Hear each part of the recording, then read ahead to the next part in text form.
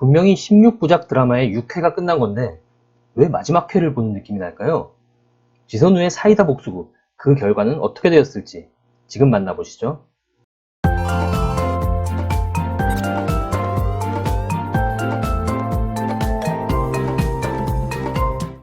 오늘 6화의 큰 줄기는 바로 지선우 복수작전의 성공인데요. 그녀가 예고한 대로 이태호를 인생에서 완벽하게 지워내는데 성공하게 됩니다. 지선우와 한바탕 전쟁을 치르고 시리에 빠져있던 이태호에게 여다경이 다가옵니다. 이태호에게 헤어지자고 했던 여다경은 갑자기 태세 전환을 합니다. 이태호만 결심하면 무엇이든 포기할 수 있다는 여다경. 뱃속의 아이를 지웠던 말도 거짓이었죠. 이태호는 그 모습에 또 빠져들고 하룻밤을 보내게 됩니다. 진짜 시작부터 고구마 수백 개입니다. 지선우는 이태호 앞으로 협의 이혼장을 보내지만 역시 이태호는 받아들이질 않죠.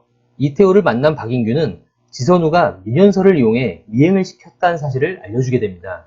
합을 맞춘 두 밉상 이태호와 박인규는 지선우의 병원으로 찾아옵니다. 밉상 둘이 병원장 사무실에 앉아있는 장면이 나올 때 많은 시청자분들 분통 터지셨을 텐데요. 이태호는 병원 원장에게 지선우의 미행, 협박, 폭행 등을 말하면서 본인의 불리한 상황을 뒤집어 보려 합니다. 여기서 이태호는 지선우 부모님 사고에 대한 의혹도 언급하게 되죠. 바로 지선우 아빠의 외도에 충격을 받은 엄마가 동반 자살을 했다는 겁니다. 과거의 트라우마에 시달리던 지선우는 크게 분노하며 불사다고 한 방을 날려줍니다. 지선우는 아들 준영에게 아빠 없이 둘이 행복하게 살자고 하지만 아들은 이 상황을 받아들이지 못합니다. 지선우는 크게 당황하는 모습을 보이는데요. 아빠가 불륜을 저질렀고 남의 아이를 가졌다는 사실을 듣게 되면 당연히 아빠를 원망하며 엄마에게 올 줄로 생각했겠죠. 하지만 준영이는 아직 초등학생입니다. 그동안 아들과 함께했던 사람은 언제나 이태호였습니다. 아들의 선택은 늘 바빴던 엄마보단 늘 함께했던 아빠였습니다. 엄마는 사회에선 인정받는 병원 부원장이자 능력 있는 의사였지만 집에서는 집안 가게를 책임지는 것, 그 이상 그 이하도 아니었던 거죠. 이태호에게 이대로 아들을 빼앗길 수 없는 지선우는 아들이 엄마에게로 넘어오게 할 계기를 마련하게 되는데요. 지선우는 이태호를 집으로 불러들입니다. 지선우가 아들을 죽였다고 믿은 이태호는 지선우를 폭행하게 됩니다. 이 말을 믿게 된 계기가 바로 지선우의 과거 트라우마였죠. 이태호가 유리한 상황을 만들기 위해 꺼낸 그 트라우마 카드가 결국 자신에게 독이 되어 돌아오게 되었고 이것은 지선우의 신의 한 수가 됩니다. 그 폭행 모습을 보게 된 준영은 결국 엄마에게로 돌아서게 됩니다. 결국 합의 이혼까지 성공하게 된 지선우는 이태호를 고산지역 밖으로 내쫓는 데까지 성공합니다. 한편 병원 홈페이지에 도배되었던 지선우 앞으로의 정체는 바로 여다경의 엄마인 엄효정의 짓이었습니다. 남편인 여회장이 대신 사과를 하며 딸 여다경에 대한 상간녀 소송은 취하해달라고 부탁을 합니다. 하지만 모든 일은 기브앤테이크죠. 지선우는 소송 취하 대신 여회장에게 무언가를 요구하게 됩니다. 극중에 나오진 않지만 아마도 고산시에서 자신의 확실한 지위 보장을 요구했을 것으로 보입니다. 악플 및 이혼 등으로 이미지가 실추되어 있던 지선우가 고산에서 계속 살아가기 위해선 지역 유지인 여병규 회장의 힘이 필요하기 때문입니다. 어느덧 시간은 2년이 흘러갔습니다. 바로 이태호의 아들에 대한 접근 금지 명령이 해소되는 해이기도 한데요. 그 시점에 맞춰 다시 이태호가 고산시에 등장하게 됩니다. 누가 봐도 좀 성공한 듯한 비주얼, 기본적인 능력치가 낮은 이태호이기에 여회장의 지원을 듬뿍 받은 것으로 보여집니다. 자식 이기는 부모 없다고 했죠.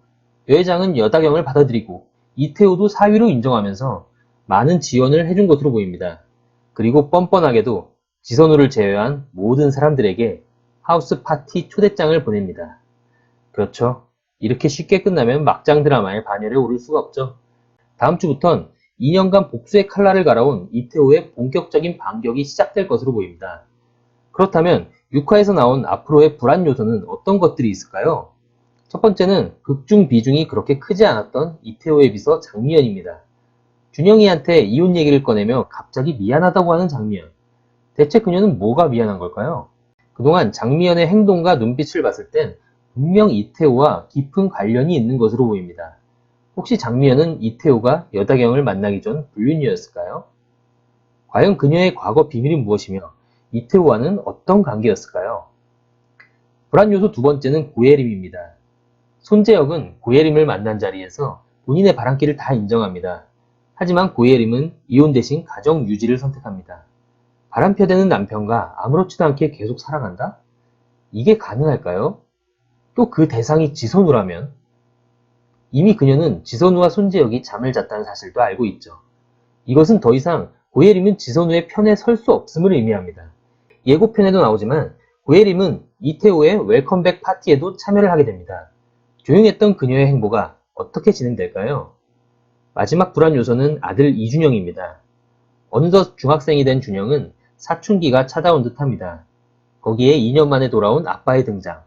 사춘기 소년의 정체성에 혼란이 올 것만 같은 느낌인데요.